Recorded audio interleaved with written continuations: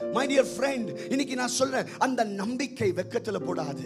இன்னைக்கு உங்களுடைய நம்பிக்கை ஆண்டவர் மேல இருக்கும்போது அது என்ன தேவைகள் இருந்தாலும் அந்த தேவைகளை சந்திக்க எம் தேவன் வல்லவராய் இருக்கிறார்.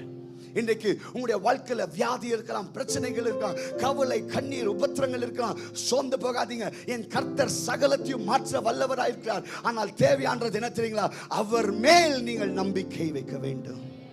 ஆமென். He is a jealous God. நம்முடைய அன்பை வெறும் நம்முடைய குடும்பத்து மேல, கணவர் மேல, மனைவி மேல, பிள்ளைகள் மேல we are so focused. அவன் எங்க போறானோ அவன் பின்னாலே சிசிடிவி கேமரா மாதிரி போகணும். கணவர் பின்னாலே இல்லாட்டி மனைவி பின்னாலே என்ன பண்ணணும்?